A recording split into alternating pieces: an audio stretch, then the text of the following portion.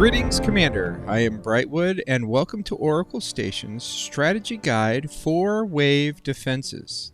Wave Defense is an activity in Star Trek Fleet Command that will have you defending a key location against waves of enemy hostiles. Wave defenses allow any 5 commanders, regardless of their alliance, to team up to defend these points of interest. Each commander can bring with them any 2 ships and will not be able to switch out or repair in between waves. Selecting the right ships and coordinating with your fellow commanders will be vital for your success. There are 10 waves, and each wave progressively gets harder, and completion has increasing Section 31 credit payouts. To earn the payout for a wave, you must successfully complete the defense to the end of the wave. Players will receive the rewards for the group effort, not how long they survived within the wave itself. Before we get into the defensive plan, we need to establish the norms. Norms are something that is usual, typical, or standard. These are things that we can expect to be the same every time we engage in a wave defense. Everyone who engages in a wave defense should be aware and understand these norms to be an effective member of the defense force. So, what are the current known and confirmed norms for wave defenses? Our first established norm is the systems. There are 2 sets of systems that designate your defense target and the level of difficulty. We have the Tango systems, and off of this Tango system will be your Borg research labs. These are designated for operations levels 30 through 50 and are your easier wave defenses. Then we have Bravo. The systems off the Bravo system are going to be the S-31 covert bases, and these are designated for operations 40 through 60 and are your hardest wave defenses. Your defense target resides in the center of these systems. Wave hostiles will spawn outside of the system and progress towards the target center. When they reach the center or inside the circle of the defended target, they will initiate their attack on the target. Once they have completed the initiation of the attack, they will disappear and you will no longer be able to target those hostiles. You will encounter specific hostiles based on your defensive target or that system group. So in Tango, your primary targets are going to be the FKR targets. That's Federation, Klingon, and Romulan targets.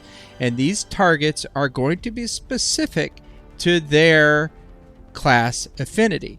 So Federation will be explorers, Klingon will be destroyers or interceptors, and Romulans will be battleships. These are going to vary in quantity from 4 to 11 group sizes. So you're going to want to make sure that you are equipped to handle these FKR hostiles. You will also have survey combatants, and these are going to be in groups of 1 through 5. And then you have specialty ships. Those specialty ships that are specific to the Tango system groups will be Action explorers, Swarm destroyers or interceptors, and Borg battleships. And these are going to spawn in groups of 2 up to 4. Off of your Bravo systems, you will again have your FKR hostiles. You'll also have your survey combatants, and you will have your specialty ships. But this time, your specialty ships are going to be Texas-class invaders, which are explorers, Delta Quadrant bioships, which will be interceptors, and then your hydrogen hunters, which will be battleships. These are going to spawn in the same grouping sizes as your Tango system, but these hostiles are going to be much stronger in power. Each hostile type will spawn in a group at the same location, except the survey combatants. These can spawn in up to 4 different locations as your wave defense progresses. The spawn location changes each wave, but this location is consistent each time you run a wave defense. An advanced observation of these spawn locations, you will notice that the order of the hostiles remains the same. So, as we can see from looking at the spawn order for the Borg Research Lab hostiles, moving in a clockwise direction, we will have the Franklin at position 2 o'clock. Then 3 o'clock will be Federation, then the Borg probes, Romulans, Axion hostiles, and then finally our Klingon interceptors. This clockwise order will remain the same no matter the clock position that your target spawns in. The same hostile will always be on either side of you. We have this order posted in Discord, or you can grab a screenshot of it here for reference. We do, however, have much more details in a spreadsheet assembled by Jules Verne and Blue Mandalorian, and this is available for you in our Discord. I'd like to thank the effort that Jules Verne and Blue Mandalorian has taken to assemble this information for us. It's very much appreciated. Now let's get into our norms for our defense force. We can have 5 commanders, and these commanders are not alliance locked. They can be any commanders on the server.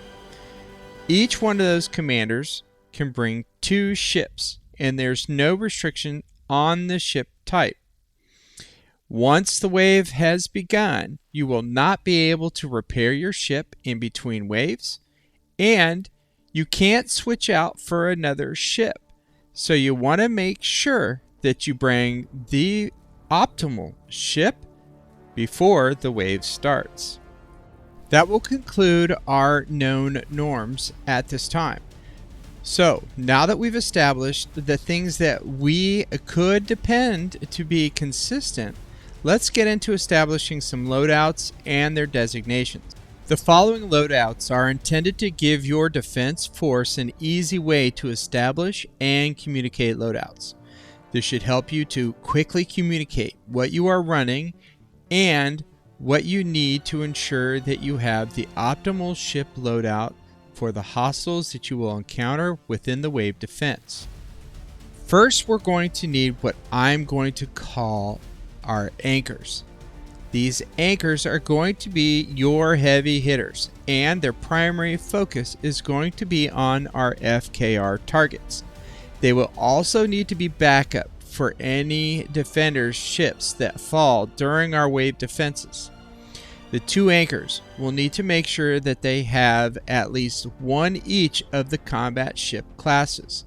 Their ships should be crewed optimally for PvE targets and try to be impartial to the triangle, if at all possible. They should be focused on the triangle targets though, but this will increase their flexibility.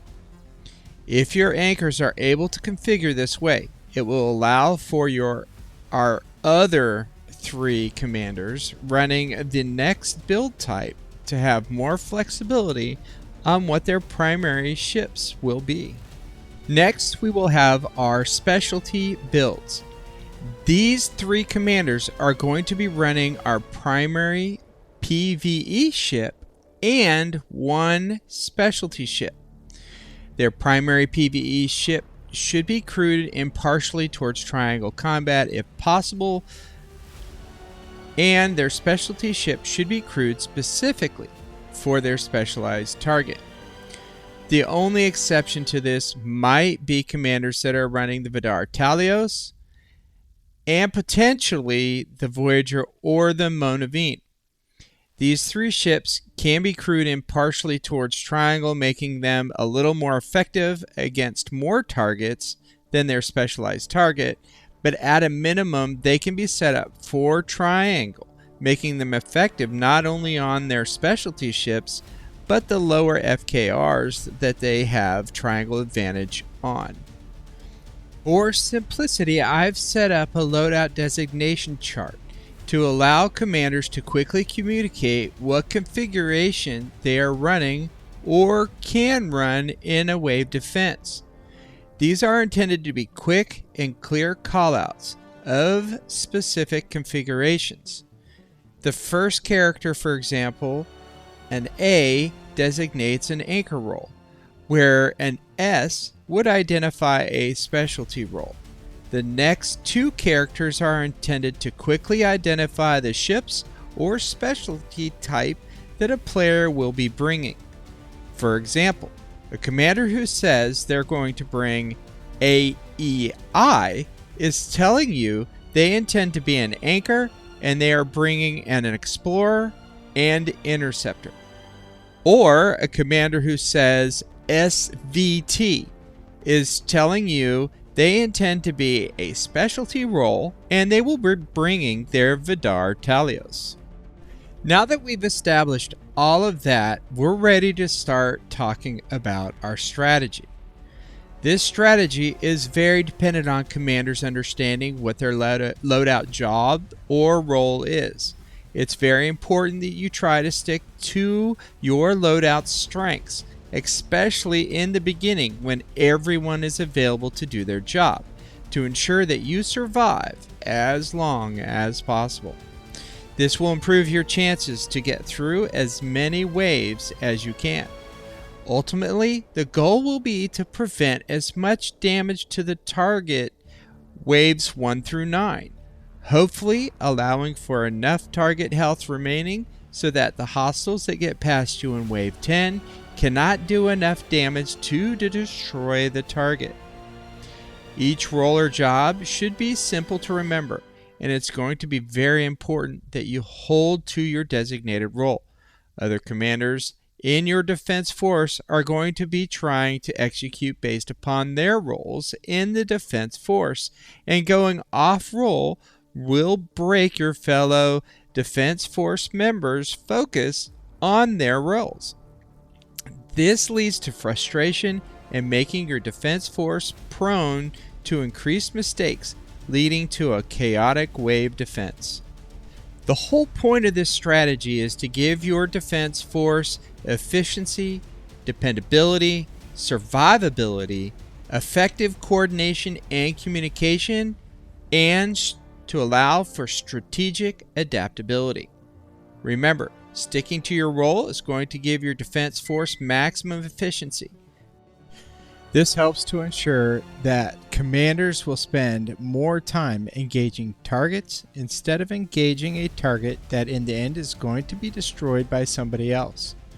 This is the largest drag on the performance of your defense force, reducing the number of hostiles everyone can attack per minute and increasing the number of hostiles that progress closer to the target, especially the hostiles that your specialty role ships are not potentially equipped to handle. Being able to depend on your defense force members to do their roles allows everyone to be able to stay focused on their part of the task. If members have to worry about everyone's task, this creates a huge impact on your efficiency and increases your margin for mistakes. This is going to help increase your survivability. Not hitting hostiles you already have someone else tasked for will reduce the amount of damage, albeit maybe low for some, but still adds up over the number of hostiles. This is going to increase your available hull health for the more challenging waves and hostiles to come that will have significant impact. Knowing and understanding each other's roles is different than having to do all of them. That does not mean you have to act on everyone's roles. Just be aware of what each member's roles are. This allows you to have effective coordination and communication with minimal effort. If someone calls out that Vidar is dead, you know you no longer have coverage for Borg probes and will need to strategically adapt.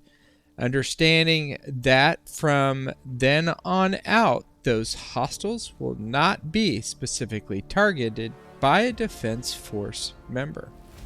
So let's start out with the beginner's level information for our strategy, and that will be roles and their definitions. This is the core component, and you will see a direct correlation to wave defense performance in relation to the members of the Defense Force who understand and follow these roles. This information alone can be the foundation to getting you to a 10 of 10 in a wave defense in the Tango systems, defending the Borg research labs. The first role we're going to reference as the anchor. The anchor's primary focus will be on the following. Their primary job will be against the FKR wave hostiles. And secondary to that, they're going to be watching for surveys, overflow from the specialty hostiles, and just overall general backup. Anchors are just that. They're going to anchor your defense force. Their job is to take out the majority of the FKR hostiles that are coming into the system, allowing the commanders in the specialty roles to focus on their specialty targets. Remember, you're going to be dealing with anywhere from 4 to 11 FKR hostiles between each hostile type.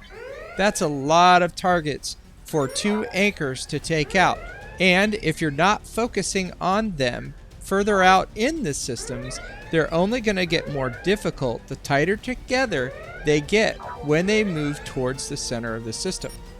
These anchors need to be able to kill quickly and handle almost any FKR hostile up to at least wave 9 and absorb a lot of damage because they're going to be focusing on all of these FKR hostiles that are coming into the system.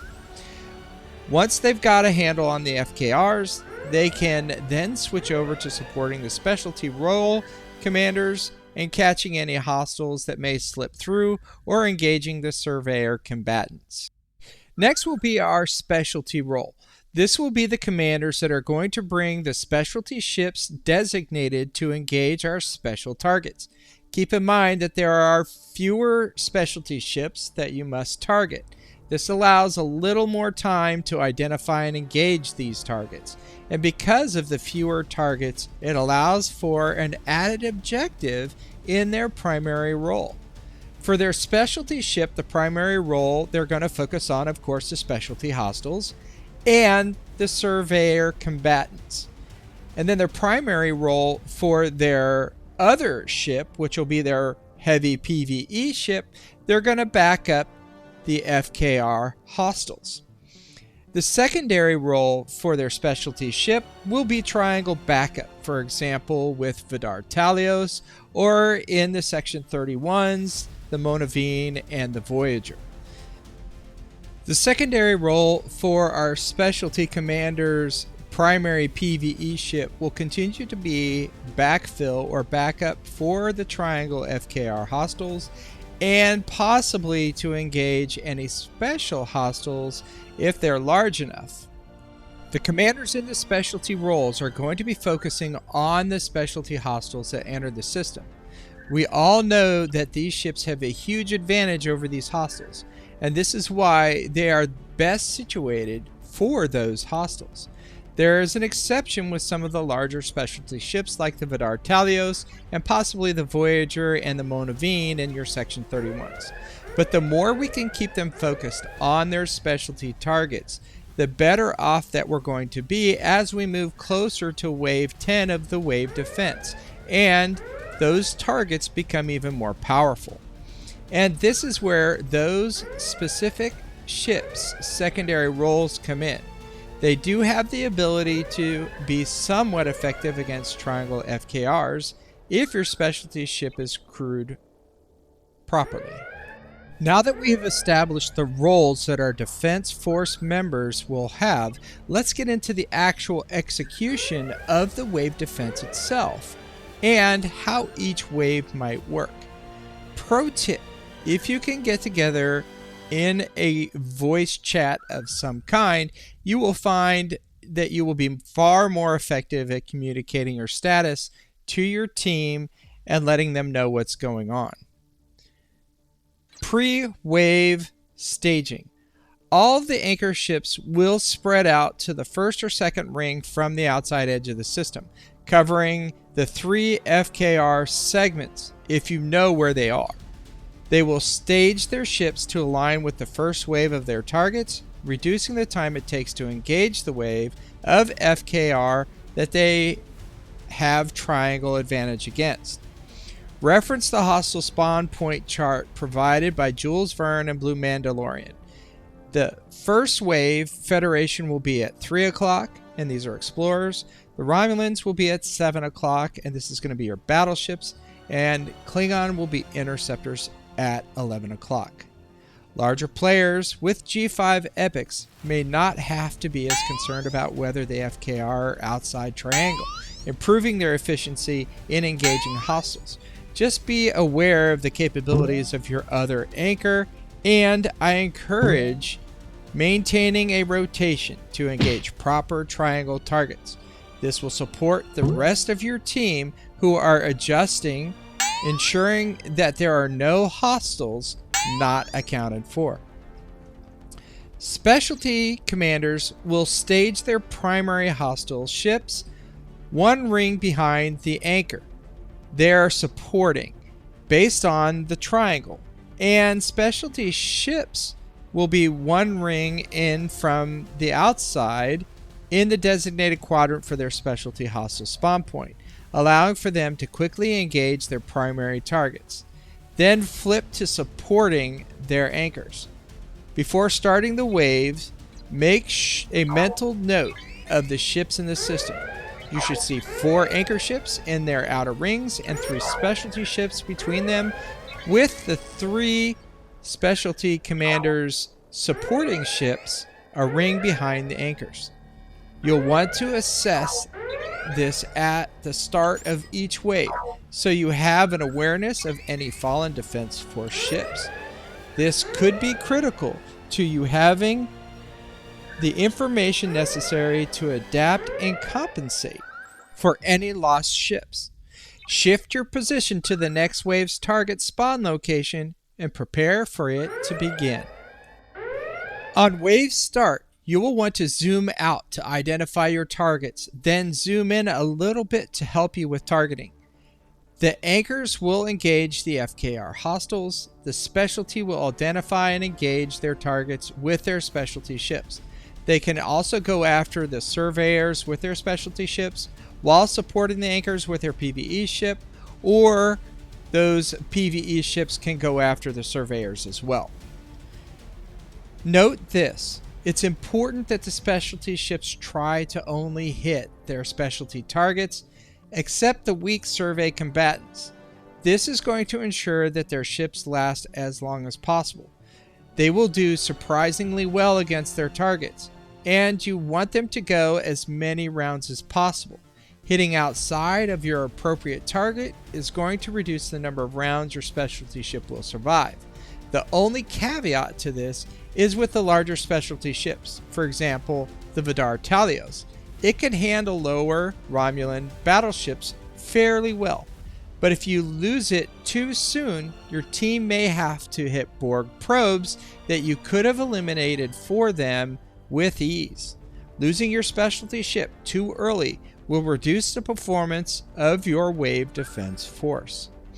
Through the progression of the wave, you will move forward towards the center of the system.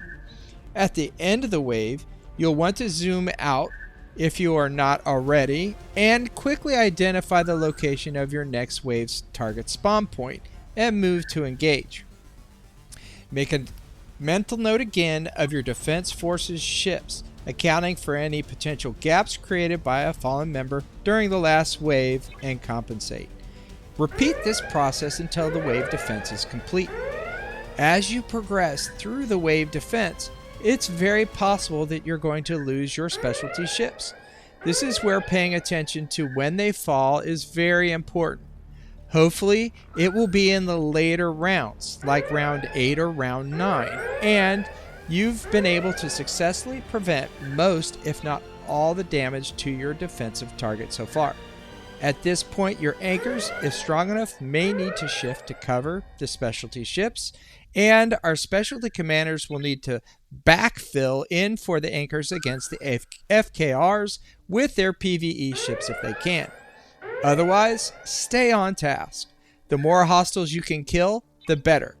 The survivability of your defensive target will depend on it. If you have successfully prevented enough damage up to round 10, and you can reduce enough damage in round 10, you should be able to allow several targets to pass and still successfully defend against the waves. Now that we've covered the basics, let's get into a little more advanced activities for your wave defenses. Once you have got the basics down and it becomes second nature, we can now start to do some of these more advanced activities to improve our performance even further in wave defenses. This will also allow the defense force to be able to accommodate a wider power and experience range of members. If you are organizing defense waves as an alliance, you will be able to have a greater flexibility in the commanders that are able to join your defense force group. The one advanced tactic that I'm going to call out is going to be pre-wave staging. This is where we're going to start using at least one of the tools that I've already shown you to help us to reduce the time it takes to engage hostiles. This will require at least one, if not more, of the wave defense members to keep track of the spawn point locations for each wave. We will call these commanders our spotters. Members who cannot keep track of the spawn locations can reference their location to a designated spotter who can. More skilled wave defense group can establish their position within the defense group based off a single spotter, referencing this spawn point diagram. Much like a sports team understands their positions in relationship with the other players during a specific play. You will always want to make sure that you have a backup spotter, of course, in case something happens to your primary spotter. Staging is going to eliminate a lot of the time it will take for you to reposition each wave if you aren't using this tactic, because you won't have to wait to visually confirm the location of your next target spawn point. You'll be able to move to engage that area of the system before your targets even spawn, letting you get in position and be ready for them when they start to enter the system. Now, let's get into some more expert level coordination with our defense force. This is going to take our defense force strategy to the extreme level. This is really going to require a dedicated set of commanders that have the ability to coordinate and work together. The basic and advanced strategies are going to need to be second nature, because now we are really going to be focusing on some micro efficiencies in our defense force strategy. Taking it to this level most likely isn't going to be necessary, at least for the Borg research labs. It will be, however, for commanders that want to punch up and really test their abilities in the Section 31 covert base wave defenses.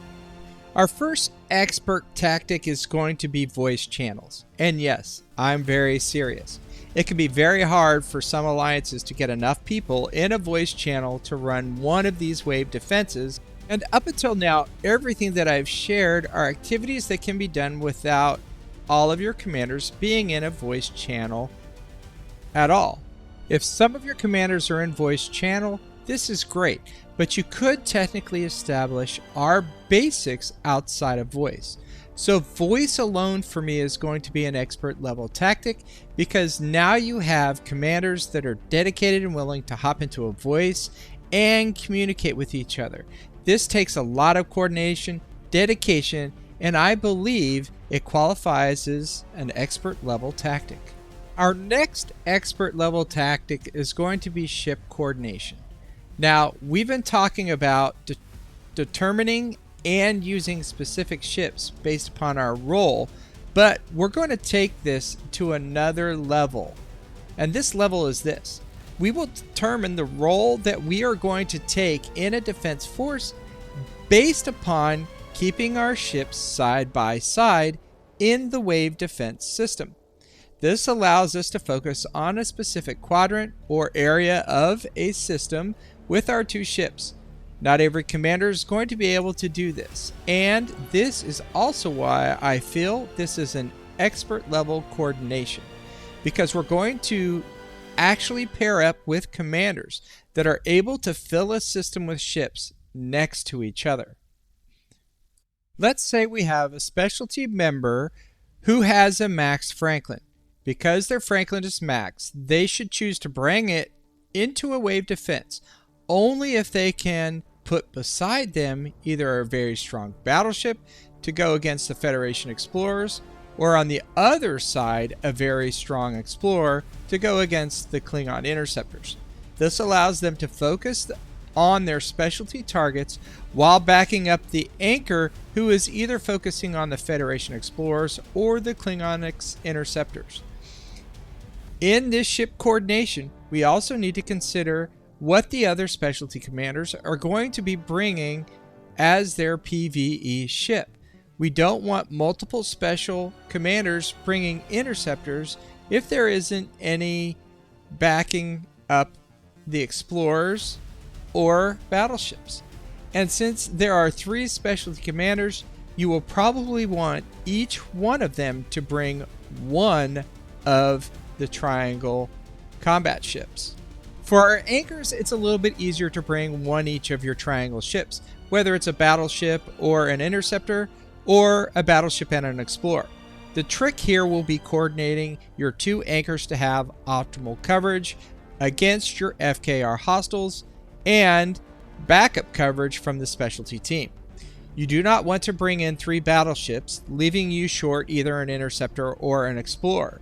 If you look at the spawn rotation of the FKR hostiles in both the Borg Research Lab and the Section 31 covert base, it's exactly the same sequence for each wave. If you have good coverage from your specialty commanders, providing extra coverage in Wave 7 against battleships and Wave 8 against explorers, that will allow your 2 anchors to double up with explorers against the Klingon interceptors that come in mass in Wave 9. This is just an example of the elevated level of ship coordination that a defense force could get into optimizing their performance in wave defenses. They may actually have a hybrid of what I suggested, with a mix of their PvE ships across both their specialty commanders and their anchors. Again, you'll want to start out with the basics with your wave defenses. It's going to be the essential to understand and know your roles in wave defenses. You're going to want to get this down to be second nature with all of your members in your defense force, and even with commanders across your servers who may join in on your wave defenses. Establishing this basic fundamental will help everyone's performance that joins a wave defense, and making it a much more enjoyable activity, and then allowing you to expand into more advanced or expert level experimentation of your wave defense force. Check out our website for more videos, and join us in Discord using the link in the video description to continue the discussion and get access to more resources. We hope you found the video informative and helpful. If so, please give us a thumbs up and share. We look forward to your comments and suggestions. Live long and prosper, Commander. This is Brightwood from Oracle Station, signing off.